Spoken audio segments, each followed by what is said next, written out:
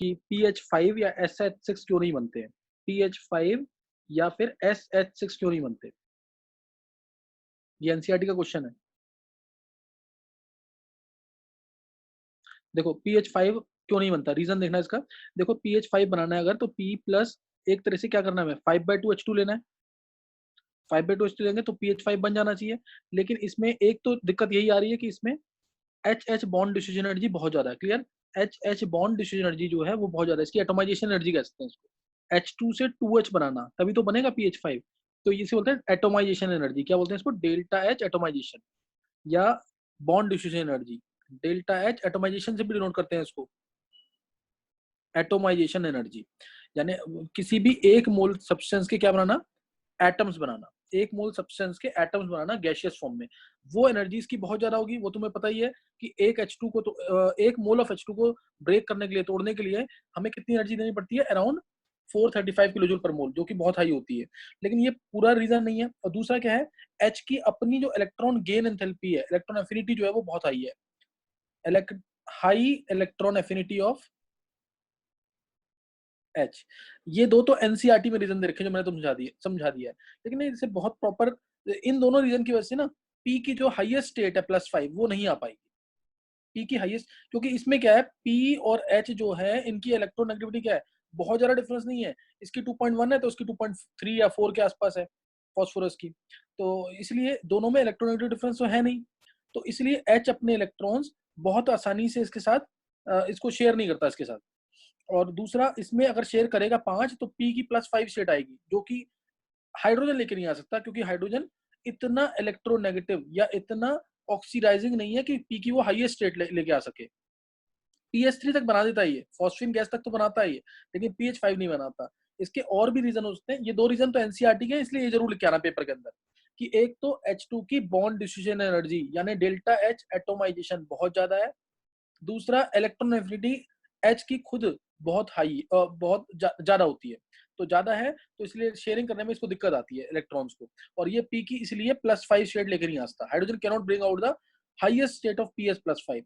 जो उसका proper reason है वो ये है, ध्यान देना कि फॉस्फोरस क्या होता है, नियॉन 3s2 3p3 ये है। तो 3s2 3p3, 3s2 3p3 ये आ गया। तो इसमें 3s और ये 3p ये आया। ये this is phosphorus 3s2 3p3।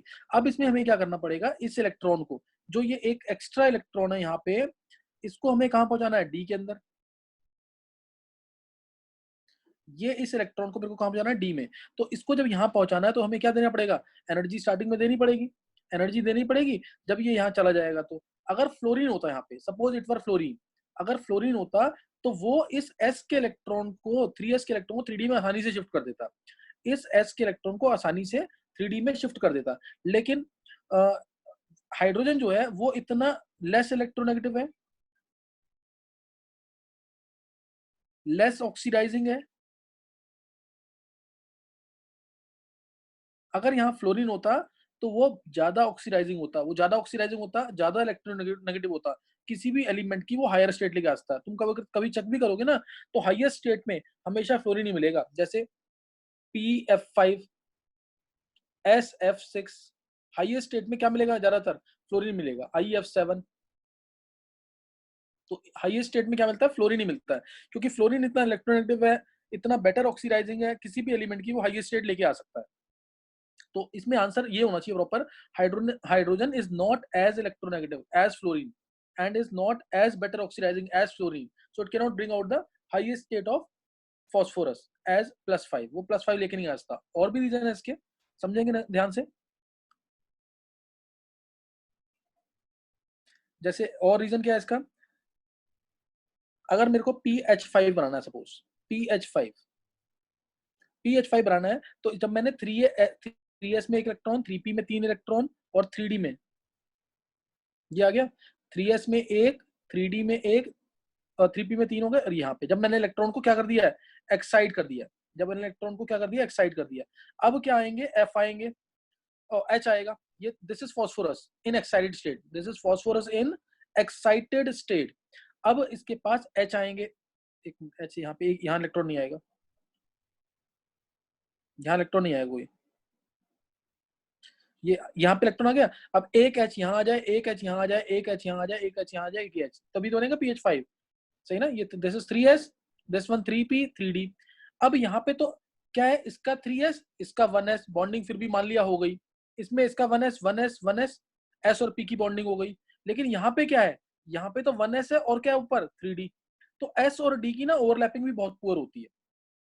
S और डी की पेपर में लिख के नहीं आना, मैं समझाने के लिए बता रहा हूँ सिर्फ, ये एस और डी की ओवरलैपिंग भी पूरी होती है। और एक केस और आता है इसमें कि एच के अराउंड अगर पी के अराउंड अगर एच आएगा, एच बहुत छोटा, पी तो कुछ बड़ा होगा, तो इन दोनों के न्यूक्लियस 5 न्यूक्लियस इसके पास आ जाएंगे, 5 न्यूक्लियस पास आएंगे, तो ये न्यूक्लियर रिपल्शन भी ज्यादा होगी क्योंकि साइज छोटा है एच का, तो न्यूक्लियस भी क्लोज होंगे, और 5 न्यूक्लियस क्लोज होंगे तो रिपल्शन भी ज्यादा होगी, nuclei repulsion as H is small in size. ये भी रीजंस हैं, लेकिन पेपर में लिख के आओगे, एनसीईआरटी में कुछ भी नहीं दिया ऐसा, ये रीजंस हैं ऐसा नहीं है। नीट वगैरह में या फिर तुम जेईई मेंस पेपर में ऑप्शंस भी आ सकते हैं, which the following is correct और इनकरेक्ट की फॉर्म में, तो वहां पे तो वैलिड है ये। पेपर में जब एनसीईआरटी में आएगा तो तुम्हें सिंपल बॉन्ड डिस्ट्रीब्यूशन एनर्जी और इलेक्ट्रॉन एफिनिटी वाला पॉइंट लिख के आना है जो एनसीईआरटी में दे रखा है। तो ये मैंने डिटेल में एक्सप्लेन कर दिया है कि वाई pH5 और SH6 डज नॉट एग्जिस्ट। अच्छा, अब हम पढ़ रहे थे वाटर, हम क्या कर रहे थे, वाटर स्टडी कर रहे थे। मैंने तुम्हें बताया था वाटर की जो स्पेसिफिक हीट होती है, वाटर की स्पेसिफिक हीट होती है, वाटर की थर्मल कंडक्टिविटी होती है, यानी हीट को कंडक्ट करने की जो पावर होती है, वाटर की specific heat, thermal conductivity, surface tension, dipole moment और डाइलेक्ट्रिक कांस्टेंट वाटर के बहुत ज्यादा होते हैं। जब ये ज्यादा क्यों होते हैं, क्योंकि वाटर के अंदर क्या होता है, वाटर के अंदर क्या है, हाइड्रोजन बॉन्डिंग, हाइड्रोजन बॉन्डिंग से एक्स्ट्रा फोर्स आ गया, एक्स्ट्रा फोर्स आने की वजह से surface tension, viscosity, specific heat क्या होती है, स्पेसिफिक हीट, स्पेसिफिक हीट, ये टर्म के आगे भी यूज होगी, मैं बता देता हूँ मतलब क्या है इसका, ये आगे भी थर्मोडायनामिक्स के अंदर पढ़ेंगे। स्पेसिफिक हीट का मतलब किसी भी 1 ग्राम सब्सटेंस को हम हीट करें, जैसे 1 ग्राम मैंने आयरन ले लिया, इसको हीट किया, अगर इसका टेम्परेचर 1 केल्विन से बढ़ जाएगा तो उसे बोलेंगे स्पेसिफिक हीट, यानी heat required to raise the temperature of a system by 1 kelvin, heat required to raise the temperature of 1 gram of a substance by 1 kelvin. अगर सिर्फ सिस्टम का टेम्परेचर 1 केल्विन से बढ़ाया, कितना भी ग्राम हो वो, तो बोलेंगे उसको हीट कैपेसिटी। और स्पेसिफिक वर्ड आ गया, मींस 1 ग्राम, स्पेसिफाई कर दिया 1 ग्राम। स्पेसिफिक हीट क्या है, किसी भी सब्सटेंस जो कि 1 ग्राम है उसका टेम्परेचर अगर 1 केल्विन से बढ़ाना है तो जो हीट चाहिए, टेम्परेचर बढ़ाना तो हीट चाहिए होती है। और उल्टा भी बोल सकते हैं इसका कि अगर किसी सब्सटेंस 1 ग्राम सब्सटेंस का टेम्परेचर 1 केल्विन से कम करना है तब हीट क्या होगी, रिलीज होगी, वो भी स्पेसिफिक हीट कैपेसिटी है। तो वाटर की ये specific heat capacity, thermal conductivity, surface tension, dipole moment, dielectric constant, ये सारी प्रॉपर्टीज ज्यादा होती है, ये सारी प्रॉपर्टीज ज्यादा होती हैं। तो इस वजह से वाटर जो है ये बायोस्फीयर के अंदर, बायोस्फीयर मीन जहां पे हम लोग रहते हैं, बायोस्फीयर के अंदर, एनवायरनमेंट के अंदर, ये एक बहुत मेजर रोल प्ले करता है। इसी वजह से लाइफ जो है पॉसिबल है, अर्थ पे लाइफ इसीलिए पॉसिबल है कि वाटर जो है टेम्परेचर जो है अर्थ का वो मेंटेन करके रखता है। कैसे मेंटेन करता है, जैसे दिन में, जब दिन में सन से रेज आ रही है, हीट एनर्जी आ रही है, तो सारी हीट को ये वाटर क्या कर लेगा, एब्जॉर्ब कर लेगा। वाटर जो है इस सारी heat, large amount of heat को, ओशंस वगैरह है, सी वगैरह है, लेक्स वगैरह है, रिवर्स हैं, ये सारी हीट को क्या करते हैं, एब्जॉर्ब करेंगे। और वाटर के का जो स्पेसिफिक हीट है ये ज्यादा है, इसीलिए इसलिए वाटर पे बहुत ज्यादा वो गर्म नहीं हो पाता, पानी बहुत ज्यादा गर्म पानी नहीं हो पाएगा, और क्योंकि इतनी सारी हीट को ये अब्जॉर्ब कर लेता है, पानी होने की वजह से अर्थ में ये हीट को अब्जॉर्ब करता है। और नाइट में भी टेम्परेचर को मेंटेन करके रखता है। हीट ऑफ वेपराइजेशन भी वाटर का क्या होता है, ज्यादा होता है, तो ये नाइट में भी टेम्परेचर को मेंटेन करके रखता है। इसीलिए ये लाइफ जो है अर्थ पे पॉसिबल है, लाइफ जो है अर्थ पे पॉसिबल है। एनसीईआरटी के अंदर क्वेश्चन है ये, usefulness of water in biosphere and biological system, usefulness of water in biosphere and biological system, तो ये भी क्वेश्चन आ सकते हैं कि लाइफ पॉसिबल क्यों है अर्थ पे। अब जैसे मून है, मून पे वाटर है ही नहीं, वहां पे वाटर बहुत कम है या ना के बराबर है, तो वहां पे जो टेम्परेचर दिन में है ना वो 100 डिग्री सेल्सियस या 150 डिग्री सेल्सियस, यानी 100 डिग्री सेल्सियस जिसपे वाटर बॉईल करता है, इतना टेम्परेचर होता है। तो इसलिए मून पे जो है और नाइट में टेम्परेचर बहुत लो हो जाता है, तो इसलिए लाइफ जो है मून पे पॉसिबल नहीं है। तो वाटर पे लाइफ किस वजह से पॉसिबल है, because of water, large amount of water present on on the earth surface, large बहुत ज्यादा अमाउंट में वाटर प्रेजेंट है, इसलिए लाइफ जो है वो अर्थ पे पॉसिबल है। तो ये ध्यान रखना इसके अंदर, दिस इज ये हाई हीट ऑफ वेपराइजेशन है, हाई हीट कैपेसिटी है इसकी, इस वजह से ये मॉडरेट जो देता है टेम्परेचर देता है, मॉडरेट देता है अर्थ के ऊपर। तो तो ये चीजें ध्यान रखनी है, इंपॉर्टेंट चीज बताइए यहाँ पे। और बायोस्फीयर में या बायोलॉजिकल सिस्टम में क्या यूज है, बायोलॉजिकल सिस्टम में क्या यूज है इसका से। तो नेक्स्ट स्ट्रक्चर ऑफ वाटर, मैं तुम्हें थोड़ा बहुत हिंट दे चुका हूँ वाटर का, कि वाटर का स्ट्रक्चर कैसा होता है, बेंट लाइक स्ट्रक्चर होता है, ये तुमने पढ़ा भी होगा वेस्पर थ्योरी के अंदर, इसका ऐसा स्ट्रक्चर होता है। और आइस का स्ट्रक्चर हेक्सागोनल स्ट्रक्चर होता है, आइस का हेक्सागोनल लेयर लाइक स्ट्रक्चर होता है, जिसमें हमारे पास खाली जगह आती है, मतलब इस टाइप से कुछ लेयर बनती है हाइड्रोजन बॉन्डिंग की वजह से, ये इस तरीके से लेयर बनती है, समझे कि नहीं। तो इसका हेक्सागोनल लेयर स्ट्रक्चर आता है, इसमें केज लाइक स्ट्रक्चर आ जाता है, तो इसलिए आइस की डेंसिटी कम होती है वो, और वो वाटर के ऊपर तैरता है। अगर D2 होता है इसी की जगह, D2 होता तो ये वाटर के अंदर सिंक करता कि फ्लोट करता, D2O। अगर D2O ऊपर है, नीचे वाटर है, तो क्या करेगा, D2O की डेंसिटी ज्यादा, सिंक D2O की कर डेंसिटी, जाएगा। हाँ, या ये सिंक कर जाएगा, D2O नीचे आ जाएगा, इट विल सिंक। D2O क्या कर जाएगा, सिंक कर जाएगा। D2O के अंदर फ्लोट करेगा, वाटर के अंदर फ्लोट करेगा, वाटर के अंदर D2O तो सिंक कर जाएगा, D2O के अंदर, या D2O होता तो फ्लोट करता। अब अभी क्या है, H2O है यहाँ पे, और D2O यहाँ से आएगा तो क्या करेगा, सिंक कर जाएगा, क्योंकि D2O की डेंसिटी ज्यादा होगी। तो ये भी ध्यान रखना, D2O सिंक कर जाएगा। D2O में भी हाइड्रोजन बॉन्डिंग होती है, और थोड़ी ज्यादा स्ट्रॉन्ग हाइड्रोजन बॉन्डिंग होती है D2O के अंदर, तो वो ज्यादा डिटेल का काम नहीं है। वाटर की मैक्सिमम डेंसिटी कौन से टेम्परेचर पे थी, 4 डिग्री 4 डिग्री। 4 डिग्री सेल्सियस, ये याद रखना है, सही ना। 4 डिग्री सेल्सियस पे वाटर की क्या थी, मैक्सिमम डेंसिटी, वाटर की maximum density this was at 4 degree Celsius, मतलब कुछ ऐसे मान सकते हैं, ये डेंसिटी है, सही ना, डेंसिटी, ये टेम्परेचर, जैसे मैंने 0 डिग्री सेल्सियस से स्टार्ट किया, तो 0 डिग्री वॉट, ये this is at 4 degree Celsius. Density क्या है इस पॉइंट पे, मैक्सिमम, इस पॉइंट पे डेंसिटी क्या है, मैक्सिमम, इस पॉइंट पे डेंसिटी क्या है, मैक्सिमम है, सही बात समझ आ गई कि नहीं है। और अगर D2 होता तो पहली बात तो कर्व यहाँ से स्टार्ट नहीं होता, कर्व यहाँ से नहीं स्टार्ट होता, 0 डिग्री सेल्सियस जो वाटर का फ्रीजिंग पॉइंट है, कर्व थोड़ा आगे से स्टार्ट होता है इसका, ये थोड़ा आगे से स्टार्ट होता, और इसकी डेंसिटी भी थोड़ी ज्यादा टेम्परेचर पे आती, और थोड़ी ज्यादा होती डेंसिटी, और ये कुछ ऐसे आता है, ये D2O के केस में करवाता है। तो ये ज्यादा इंपॉर्टेंट नहीं है, बस ये ध्यान रखना कि D2O का जो हाईएस्ट डेंसिटी वाला, मैक्सिमम डेंसिटी वाला टेम्परेचर है, वो थोड़ा वाटर से ज्यादा होगा, वो थोड़ा वाटर से ज्यादा होगा। उसके बाद डेंसिटी देखो, जैसे वाटर की मैक्सिमम डेंसिटी मैंने बता दिया, मैं अगर बात करूं उसकी, जैसे वाटर 0 डिग्री सेल्सियस पे, अभी ये कैसा होगा, इस तरीके का होगा, केज लाइक स्ट्रक्चर होगा। अब मैं टेम्परेचर बढ़ाऊंगा तो क्या होगा, टेम्परेचर बढ़ाऊंगा तो हीटिंग हो रही है, तो ये केज लाइक स्ट्रक्चर जो हाइड्रोजन बॉन्डिंग की वजह से बना था, वो वैनिश होता जाएगा, हाइड्रोजन बॉन्ड जो वीक बॉन्ड है वो टूटते जाएंगे, तो वाटर मॉलिक्यूल पास आते जाएंगे, और ये केज लाइक स्ट्रक्चर जो बना है ये वैनिश होता जाएगा, वाटर के मॉलिक्यूल सारे बहुत पास आ जाएंगे एट 4 डिग्री सेल्सियस। उसके बाद अगर तुम टेम्परेचर बढ़ाओगे तो हीटिंग हो रही है, हीटिंग की वजह से एक्सपेंशन होगी तो डेंसिटी ये कम हो जाएगी, डेंसिटी क्या हो जाएगी, कम हो जाएगी। बात समझ आ गई कि नहीं है। तो ये ध्यान रखना इस चीज का कि डेंसिटी इधर कम हो जाएगी। जितना समझ आ गया उतना सफिशिएंट है, बस ये बात जरूर समझ आनी चाहिए कि वाटर की मैक्सिमम डेंसिटी होती है at 4 degree Celsius. By default numericals में हम क्या ले लेते हैं, 1 ग्राम पर सेंटीमीटर क्यूब, बाय डिफॉल्ट हम मान लेते हैं 1 ग्राम पर सेंटीमीटर क्यूब। ये समझ आ गया इतना। अब आगे जो है स्ट्रक्चर ऑफ आइस वगैरह मैंने एक्सप्लेन कर दिया है, डिटेल में स्ट्रक्चर ऑफ आइस देखना है तो केमिकल बॉन्डिंग में मैंने पढ़ाया हुआ है, लेकिन बस ये ध्यान रखना कि हेक्सागोनल लेयर्स टाइप का स्ट्रक्चर बनता है, हेक्सागोनल लेयर्स टाइप का स्ट्रक्चर बनेगा, सही ना। तो ये आ जाएगा इसमें, नेक्स्ट आ जाएगा, मतलब ये तुम मान सकते हो यहाँ पे O आएगा, फिर H आएगा, फिर यहाँ O आएगा, H इधर आएगा, H आएगा इधर, फिर ये O आएगा, H इधर आ गया, एक H इधर आ गया, ये O आ गया, H इधर आ गया, दूसरा H इधर आ गया वाटर का, फिर ये O आ गया, ये H इधर आया, ये H इधर आया, इस तरीके से कुछ, ये H किसका है, दूसरे का, ये दूसरे का H है, और ये लोन पेयर इस तरीके से।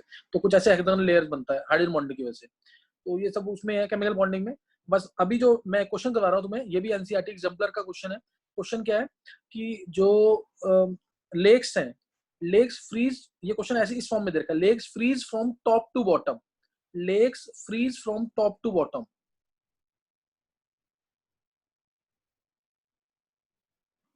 लेक्स कैसे फ्रीज करती हैं, फ्रॉम टॉप टू बॉटम, पहले टॉप मोस्ट लेयर फ्रीज करती है, ये मतलब ये है इसका, पहले क्या करता है, टॉप मोस्ट लेयर जो है वो फ्रीज करती है, इसके अंदर ही ध्यान रखना है ना, लेक्स की टॉप मोस्ट लेयर जो होगी वो फ्रीज करेगी पहले। तो lakes freeze from top to bottom, देखो ये कैसे होगा, मैं इसको समझाने की कोशिश करता हूँ, वैसे खुद समझने की कोशिश करना है, इसमें कोई ज्यादा टफ वाला काम नहीं है। Lakes freeze from top to bottom. जैसे एक चीज सोचेंगे कि जो क्या कहते हैं लाइफ जो है, मैरीन लाइफ जो है उन एरियाज में पॉसिबल है क्या जिसमें विंटर में टेम्परेचर पहुंच जाता है -10 डिग्री सेल्सियस के आसपास? मैरीन लाइफ जो एक्वेटिक लाइफ है, जो फिश वगैरह है, जो सर्वाइव या एक्वेटिक प्लांट्स जो हैं, क्या वो -10 डिग्री सेल्सियस में सर्वाइव कर सकते हैं कि नहीं? No sir. नहीं करेंगे नो सर्वाइव, सर। देखते कैसे नहीं करेंगे। देखो उधर, हाँ ये सोचेंगे तो नहीं कर सकते, क्योंकि -10 डिग्री सेल्सियस पे तो वाटर रहेगा ही नहीं, सारा क्या बन जाएगा, आइस बन जाएगा। तो वो तो सर्वाइव कर ही नहीं सकते। लेकिन एक्चुअल में सर्वाइव करते हैं, कैसे करते हैं ध्यान देंगे इधर, ध्यान देंगे इधर। जैसे ना ये मान लिया लेक है, कोई ये कोई भी लेक है, तो इनिशियली जो है टेम्परेचर जब हमने किया कम, मान लो टेम्परेचर था 10 डिग्री सेल्सियस एरिया का टेम्परेचर 10 डिग्री सेल्सियस है। जैसे ही टेम्परेचर अब कम होगा, टेम्परेचर कम कर रहे हैं, कम करेंगे तो क्या होगा, मान लो टेम्परेचर कम कर रहे हैं तो तो क्या होगा, एक 4 डिग्री सेल्सियस टेम्परेचर आएगा, 10 से कम किया तो 4 डिग्री आएगा। 4 डिग्री आते ही टेम्परेचर जो ऊपर वाली लेयर है उसकी डेंसिटी क्या हो जाएगी, मैक्सिमम, उसकी density maximum, density yes maximum. Sir. तो ये वाली लेयर जो है ये नीचे चली जाएगी, ये लेयर कहाँ चली जाएगी, नीचे चली जाएगी। और जो उसके जो नीचे वाली लेयर थी वो एक्सपोज हो जाएगी। अब फिर ऐसे ही वो लेयर नीचे चली जाएगी, जब वो 4 डिग्री सेल्सियस पे आ गई, जैसे ऊपर जाएगी 4 डिग्री पे आ जाएगी, वो एक्सपोज होगी, वो नीचे चली जाएगी। एक एक कर करके सारी लेयर्स कितने डिग्री पे आ जाएंगी, 4 डिग्री 4 डिग्री पे। पे। सारी समझ आई बात कि नहीं है, सारी लेयर्स 4 डिग्री पे आ जाएंगी। अब क्या होगा, अब जो ऊपर वाली लेयर है that is expose to the atmosphere, that is expose to atmosphere, तो ये पहुंचेगी 0 डिग्री सेल्सियस पे। और जैसे ही ये 0 डिग्री सेल्सियस पे पहुंचेगी, ऊपर वाली लेयर जो एक्सपोज एटमोस्फेयर की तरफ, जैसे ही ये 0 डिग्री सेल्सियस पे पहुंचेगी तो ऊपर क्या बन जाएगी, आइस की लेयर बन जाएगी। बन जाएगी आइस की लेयर की नहीं, ऊपर क्या बन जाएगी, आइस। बात समझ गई, ऊपर यस आइस सर। बन गई। अब ये ऊपर जब आइस बन गई ना, तो ये काम करेगी एक इंसुलेटर का, कि अंदर वाले पानी को फ्रीज नहीं होने देगी। Now this will act as insulator. इसीलिए मैरीन लाइफ या एक्वेटिक लाइफ पॉसिबल है, एक्वेटिक प्लांट्स इसीलिए सर्वाइव कर सकते हैं लो टेम्परेचर होगा तब भी, क्योंकि ऊपर वाली जो लेयर है, now this will act as insulator. नहीं समझ आया? आ गया। आ गया sir. Like this aquatic life is possible. तो ये क्वेश्चन आता है कि एक्वेटिक लाइफ तो सर्वाइव करनी नहीं चाहिए, एक्वेटिक प्लांट्स वगैरह जो है ये सर्वाइव नहीं करने चाहिए। मैंने एक बोला कि जैसे क्वेश्चन जो उसमें दे रखा है ना, lakes freeze from top to bottom, वो समझा दिया मैंने, how lakes freeze from top to bottom, वो मैंने बता दिया। और दूसरा एक क्वेश्चन ये करवा दिया, ये एक इंपॉर्टेंट क्वेश्चन था, तो ये भी यहाँ पे हमने कर लिया। Lakes freeze from top to bottom, initially क्या होगा, 4 डिग्री सेल्सियस पे जैसे ही ऊपर वाली लेयर आएगी, डेंसिटी उसकी बढ़ गई, डेंसिटी बढ़ गई तो वो नीचे चली जाएगी। अब जो नीचे वाली लेयर है वो एक्सपोज हो जाएगी एटमॉस्फेयर को, वो भी 4 डिग्री पे आएगी, वो फिर जैसे ही 4 डिग्री पे आई तो वो नीचे चली जाएगी। ऐसा प्रोसेस होता जाएगा till whole of the water is at 4 degree Celsius. Now the layer which is at the top will be frozen, will be in क्या कहते हैं, वो सॉलिड फॉर्म में पहले आएगी, आइस फॉर्म में पहले आएगी, और अब वो काम करेगी एक इंसुलेटर का। Now this ice will act as insulator. Ice present on the surface of water will act as insulator. इसलिए अंदर वाला पानी जो है वो फ्रीज नहीं हो पाएगा। तो इस तरह से काम करते हैं ये ना। तो एक्वेटिक लाइफ इसलिए पॉसिबल भी है, एक्वेटिक लाइफ मैरीन लाइफ जो है इसलिए पॉसिबल है। तो ये ध्यान रखना इसके अंदर। ये खत्म हो गया यहाँ पे वाटर का। तो ये इंट्रोडक्शन था वाटर का, सही है ना, ये इंट्रोडक्शन था वाटर का। अब इसके अंदर अब आ गया chemical properties of water. Chemical properties इसकी दो क्वेश्चन थे एनसीईआरटी, 2-3 क्वेश्चन जो एनसीईआरटी के थे मैंने बता दिए इसके। एक तो वाटर का बायोलॉजिकल सिस्टम्स में या बायोस्फीयर में क्या रोल है वो बता दिया, प्लस एक ही क्वेश्चन। अच्छा अब इसके अंदर है chemical properties of water. Now chemical properties of water, इसमें क्या है, पहला है एम्फोटेरिक नेचर। एम्फोटेरिक का मीनिंग मैंने बता रखा है, एम्फोटेरिक नेचर यानी वाटर जो है एसिड का काम भी करता है और बेस का काम भी करता है, डिपेंड करता है इसके पास क्या आ रहा है। अगर इसके पास एसिड आएगा तो ये बेस का काम कर जाएगा, और अगर इसका बेस आएगा तो ये एसिड का काम कर जाएगा, सही ना। जैसे अगर मान लो इसके पास आया HCl आया, अगर तुमने अब इसके अंदर वाटर डाल दिया, अब इसमें तुमने वाटर डाल दिया तो ये क्या करेगा, इसको H+ और इसको किसमें H3O+ प्लस Cl नेगेटिव में तोड़ देगा, प्लस Cl नेगेटिव इसमें तोड़ देगा। इसके पास आ गया HCl की जगह आ गया मान लो इसके पास NH3 आ गया, तो NH3 + H2 ये क्या बना देगा, NH3 + H2 ये इक्विलिब्रियम में बनाएगा, क्योंकि NH3 वीक बेस है। NH4+ बना देगा और OH बना देगा, प्लस क्या बना देगा, OH। तो इधर क्या हुआ, इधर जो है वाटर किसका काम कर रहा है, बेस का। इधर वाटर किसका काम कर रहा है, बेस का। वाटर क्या है, बेसिक है, और इधर वाटर किस काम कर रहा है, एसिड का। देखो इधर अपने वाटर ने क्या रिलीज किया, H+ रिलीज किया, उस H+ को किसने गेन कर लिया, NH3 ने, बन गया ना H4+। तो H2 H+ रिलीज कर रहा है, इधर H2 H+ रिलीज कर रहा है, इधर H2 क्या कर रहा है, इससे H+ खींच रहा है। HCl तो स्ट्रॉन्ग एसिड है, इसकी टेंडेंसी तो H+ देने की है, तो इससे H+ ले लेगा और H3O+ + Cl नेगेटिव बन जाएगा। तो इधर वाटर काम कर रहा है बेस का, और इधर वाटर काम कर रहा है किसका, एसिड का। एसिड है तो बेस, बेस है तो acid. This is the amphoteric behaviour of water. ये एम्फोटेरिक बिहेवियर है वाटर का। और वाटर का सेल्फ आयोनाइजेशन भी होता है, या इसको हम क्या कहते हैं, ऑटो आयोनाइजेशन या ऑटो प्रोटोलिसिस। ऑटो प्रोटोलिसिस उसमें क्या होता है, उसमें वाटर अपने आप ही ब्रेक कर जाता है, वाटर अपने आप ही ब्रेक कर जाएगा, अपने साथ ही कंबाइन कर जाएगा। H2O + H2 क्या बन जाएगा, H3O+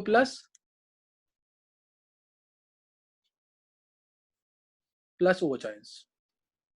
मान लो इस एसिड ने, इस वाले, ये एसिड का काम कर रहा है, तो ये किस काम करेगा, बेस का काम करेगा।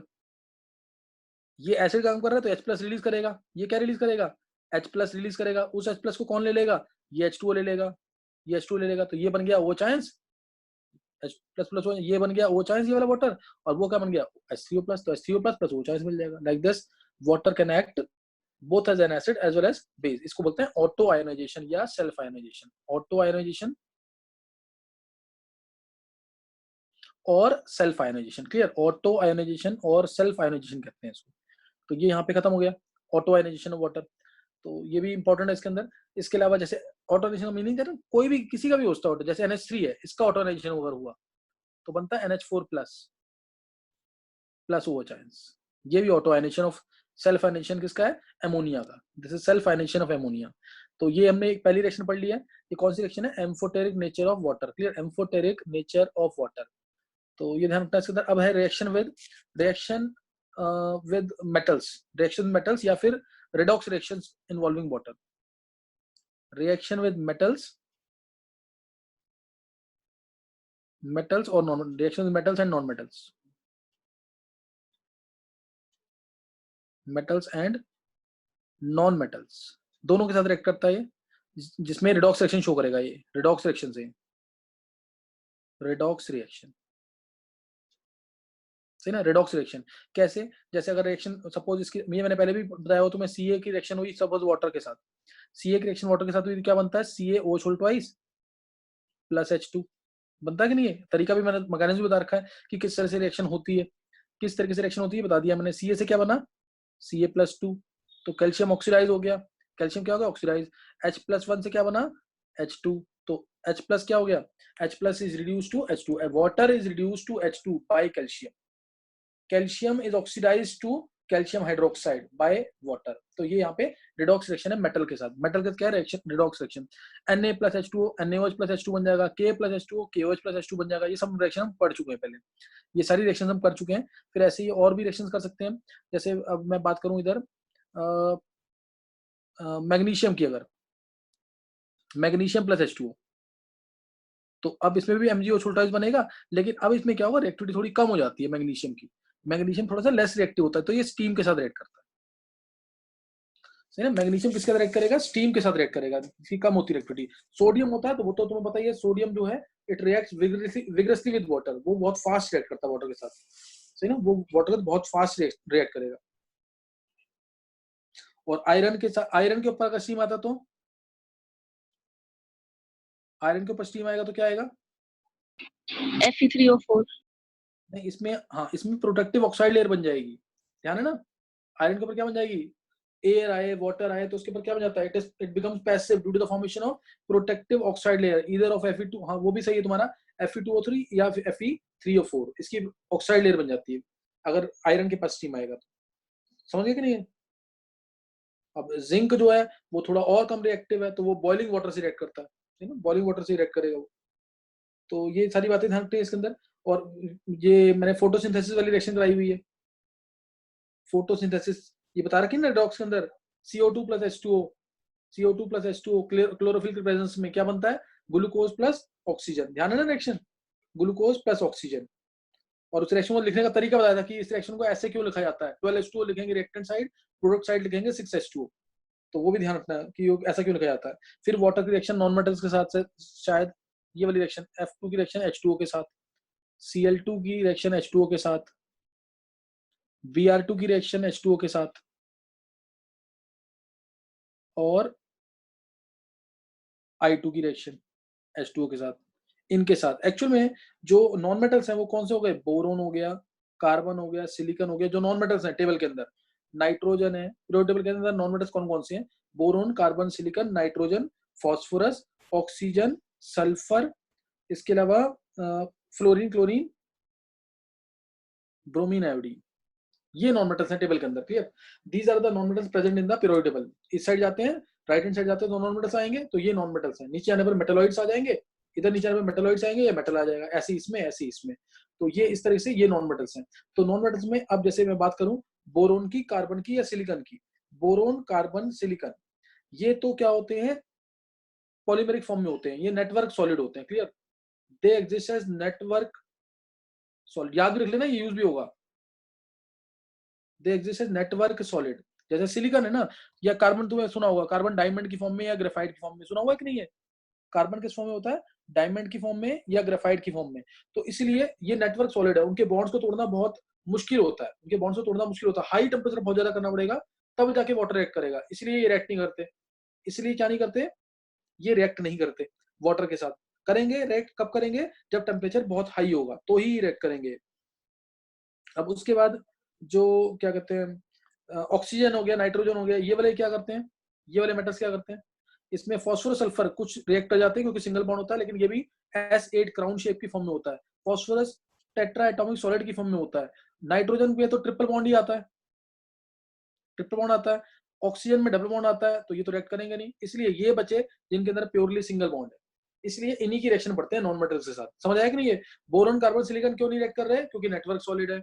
NO क्यों रिएक्ट नहीं कर रहे हैं, क्योंकि ट्रिपल बॉन्ड आ रहा है, डबल बॉन्ड आ रहा है, इनको तोड़ना बहुत टफ होगा वाटर के लिए, वाटर के लिए तोड़ना टफ होगा। और ये भी कुछ हद तक सॉलिड की फॉर्म में होते हैं। जैसे सल्फर लूंगा ना मैं, तो सल्फर की शेप ये होती है क्राउन शेप, इस तरीके से, S S S S S S acid, ये एसिड की फॉर्म में होता है sulphur, crown shape.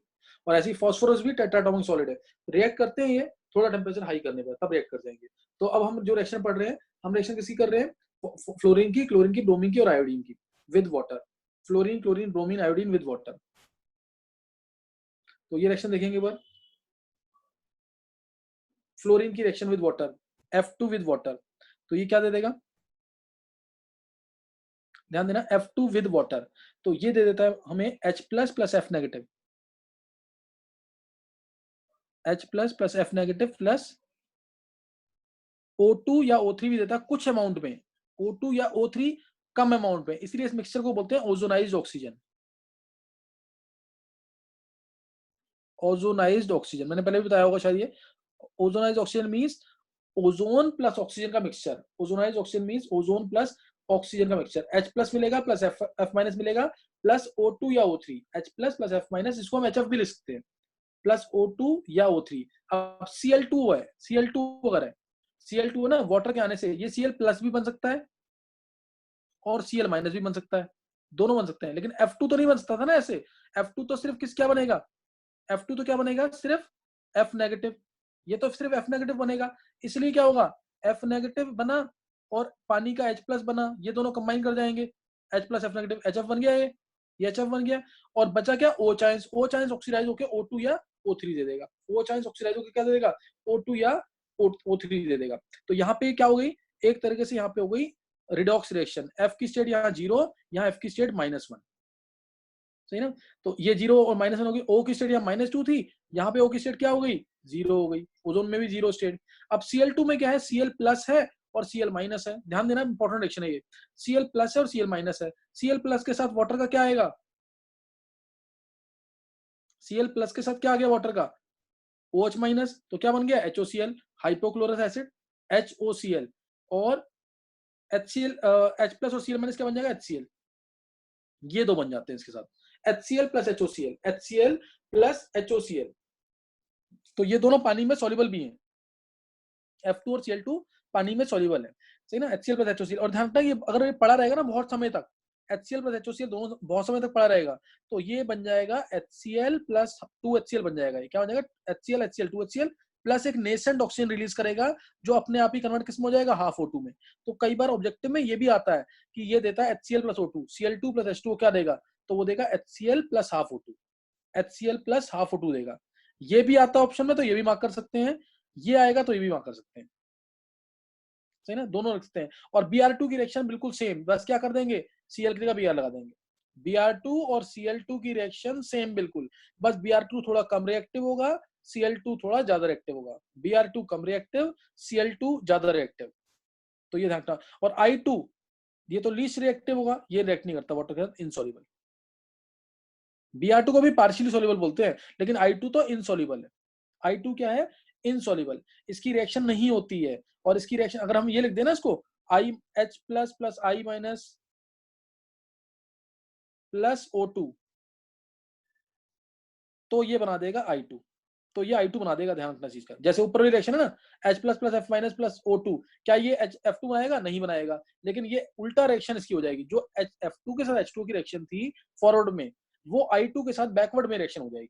I2 show कर रहा है कि ये शो कर रही है रिएक्शंस कि I2 जो है लीस्ट रिएक्टिव है, I2 जो है लीस्ट रिएक्टिव है। इनके प्रोडक्ट जरूर याद कर लेना, प्लस जेई एडवांस में नीट में बहुत बार पूछे हुए हैं क्वेश्चन ये इसके। तो ये मैंने बता दिया, reaction with halogens, reaction with reaction of water with halogens, clear? This is reaction of water with halogens। F2 के साथ क्या बना? H plus plus F negative plus O2 या O3। Cl2 plus H2 क्या बना? HCl plus HOCl। Br2 plus Br2 और Cl2 ये react करेंगे वाटर के साथ, क्या बन जाएगा? HCl plus नेसेंट ऑक्सीजन, या फिर HCl plus HOCl, HCl plus HOCl, ये बन जाता है। और HOCl को क्या बोलते हैं? Hypochlorous acid. HOCl को क्या बोलते हैं? Hypochlorous acid. और I2 पानी में बिल्कुल सॉल्युबल नहीं है, ये क्या कहते हैं इसके लिए, इसमें जो F2 के साथ हमने रिएक्शन की थी, जो फॉरवर्ड में उसकी रिएक्शन जा रही थी, वो बैकवर्ड वाली रिएक्शन इसके लिए हो जाएगी, वो बैकवर्ड वाली रिएक्शन इसके लिए हो जाएगी, ये ध्यान रखना इसके अंदर। तो ये ध्यान रखना इसके अंदर, इंपॉर्टेंट चीज थी। और I2 को हम ये भी बोलते हैं ना, I2 किस फॉर्म में होता है? क्यों रिएक्ट नहीं कर रहा है? क्योंकि सॉलिड फॉर्म में होता है। सॉलिड में तो रिएक्ट तो नहीं करेगा ना, सॉलिड में तो रिएक्ट नहीं करेगा।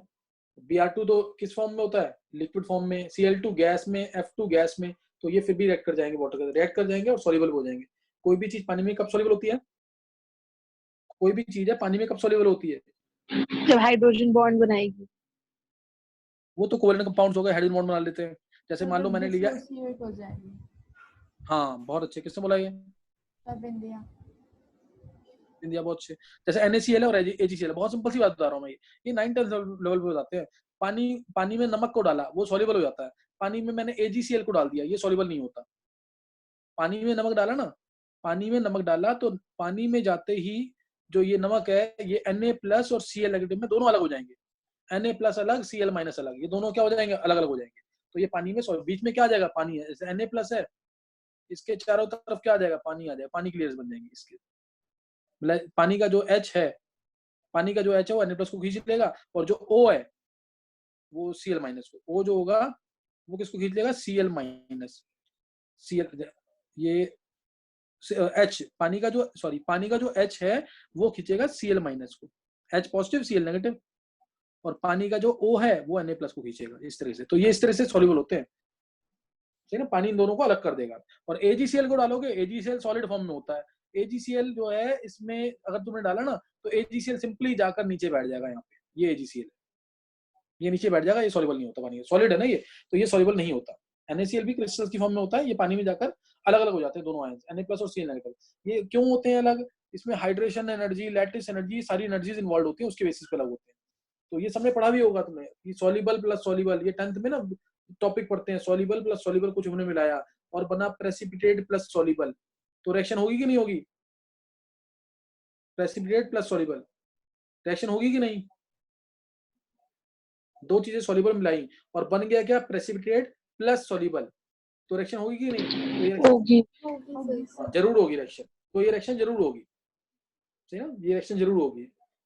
जैसे मैं एग्जांपल लेके बताता हूँ, KNO3 में NaCl लिया मैंने, KNO3 में NaCl लिया, बना इसमें आयन को एक्सचेंज कर दो, सिर्फ आयन एक्सचेंज रिएक्शन में पढ़ा हुआ तुम लोगों ने, इसमें आयन को एक्सचेंज कर दो, क्या बन गया? KCl प्लस NaNO3, ये बन गया KCl प्लस NaNO3। तो बताओ ये रिएक्शन होगी कि नहीं होगी? होगी सर। होगी सर। हाँ, अब ये रिएक्शन नहीं होगी, ध्यान देंगे इधर, क्योंकि KNO3 क्या आयनिक कंपाउंड ये इसी तरह से टूट जाएगा। ये ना मैं एक दिन जब लूंगा ना ये टॉपिक, मैं ना 10th लेवल को, 10th वाले क्लास बच्चों को, कुछ जो पढ़ रहे हैं 8-10 और कुछ बच्चे अगर और आते हैं मेरे पास, तो मैं ना 10th में ना ये बेसिक वाला चैप्टर कराऊंगा, क्योंकि मेरे को स्कूल से बोला गया है कि ना 10th के इंपॉर्टेंट लेक्चर्स बनाने हैं, ये जो NTSC लेवल के।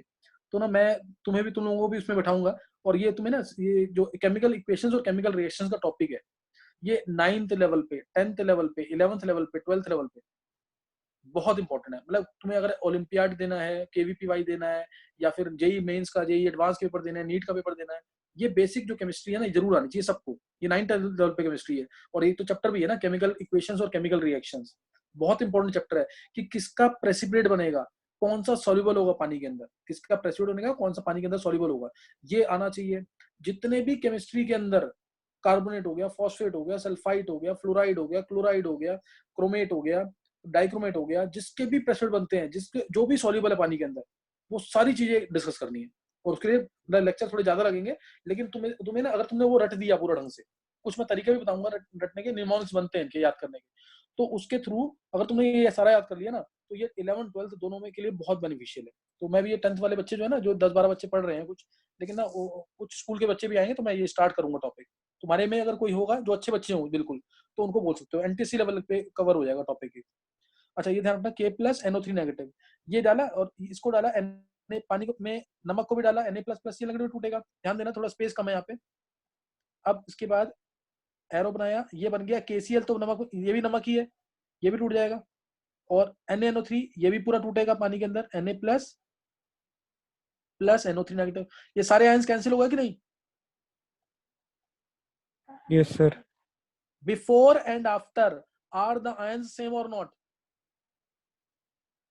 Yes sir. सेम है। अब कुछ तो इसीलिए ये पानी में सॉल्युबल तो है, लेकिन रिएक्शन नहीं कर रहा कोई भी चीज रिएक्शन करने के लिए पानी के अंदर, पानी में डिसॉल्व तो हो तभी तो रिएक्शन करेगा। मान लो नीचे जाके सॉलिड की तरह बैठ गया, तब तो रिएक्शन करेगा ही नहीं वैसे भी। ये रिएक्शन क्यों नहीं कर रहा? क्योंकि पानी के अंदर आयंस ही सेम है, K+NO3 नेगेटिव के साथ है, कभी NO3 नेगेटिव के साथ, कभी K+Cl नेगेटिव के साथ, ये ऐसे घूमते रहेंगे ना पानी के अंदर, तो ये सॉल्युबल होंगे, लेकिन रिएक्शन नहीं कर रहे कोई। समझ, रिएक्शन करने का मतलब क्या? क्योंकि नई नई चीज कोई बने, रिएक्शन तभी तो मानते हैं कि कोई नई चीज बन जाए, तो रिएक्शन तो नहीं कर रही है। समझ आया कि नहीं? नहीं क्लियर हुआ? Yes sir. तो ये चीज ना इंपॉर्टेंट है, ये आनी चाहिए थी इससे ना। अब जैसे इसी में मैं और एग्जांपल ले लूं, तो अब मैं अगर ये लेता हूं AgNO3 + KCl, अब बन गया AgCl + KNO3। अब ये रिएक्शन होगी कि नहीं? सर नहीं होगी। नो अब हो सर। जाएगी ना, AgNO3 होगी सर। एक्वस फॉर्म में, ये भी एक्वस फॉर्म में, लेकिन AgCl किस फॉर्म में होता है? सॉलिड फॉर्म में। ये प्रेसिपिटेट होता है ना व्हाइट कलर का। अब ये तुम्हें, अब ये जो रिएक्शन हो रही है नहीं हो रही है, ये तुम्हें कब पता लगेगा ज्यादा बेटर? जब तुम्हें प्रेसिपिटेट प्रेसिपिटेट होगी। प्रेसिपिटेट की नॉलेज हो। प्रेसिपिटेट की नॉलेज नहीं है ना अभी तुम्हें, अगर प्रेसिपिटेट की नॉलेज होती तो तुम मेरे को बता देते ना कि ये तो सॉलिड होता है सर, है ना, ये तो सॉलिड होता है, इसलिए इसकी रिएक्शन होगी। अगर प्रेसिपिटेट बन रहा है यहाँ पे, अगर प्रोडक्ट में प्रेसिपिटेट बन रहा है तो रिएक्शन जरूर होगी। हाँ, बस ये कंडीशन ये है कि रिएक्टर में नहीं होना चाहिए। प्रोडक्ट में अगर 2 प्रेसिपिटेट बन रहे हैं तो भी रिएक्शन होगी। अगर रिएक्टर में बन जाए ना, रिएक्टर में बन जाए प्रेसिपिटेट, तो हम कोई और मेथड